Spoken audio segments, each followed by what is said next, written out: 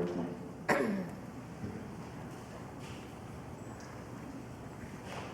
I'd like to think that we saved the best for last, but we'll be the judge of that. Andrea Erzberger was an educational leader.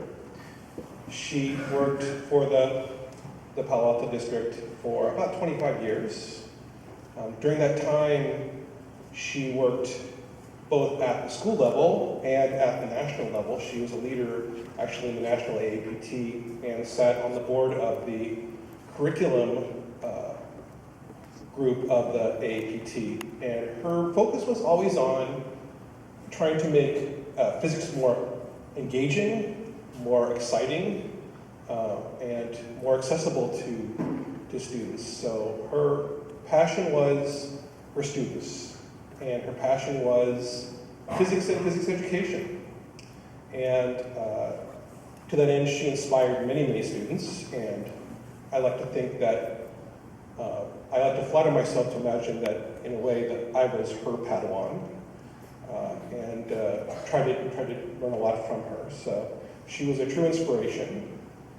To that end, just before she passed some years ago, she set up a scholarship fund with a fairly significant scholarship award for students who are planning on going into physics or physics-related career or course of study. And I think that she would be extremely pleased that this year, not only do we have an excellent candidate who has excelled in physics, but also a young woman. And to introduce her, I'll hand the mic over to Mike Stern. So the recipient of our award tonight is going to be Sarah Hale. The first time I met Sarah was actually in the summer. Before classes had started, I was a new hire, just gotten here, kind of getting settled in the desk. And she and one of her friends, Marina Knittel, came and introduced themselves to me very, very enthusiastically. And none of that enthusiasm has waned over the course of the year. The more that I learned about Sarah, the more outstanding she appeared.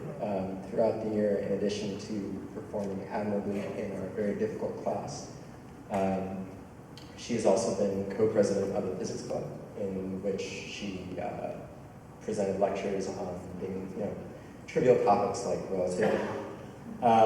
She's also been working on a science research project through Mr. Bell's class, where she's been developing new materials with the hope of someday being able to build permanent structures on the moon.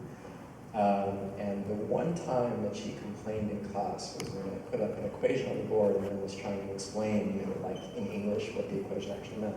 And she looked at me, she's like, Mr. Stern, why are you talking when the half the equations are right there next to you? So I can't think of a better recipient for this award. Let's all welcome Sarah.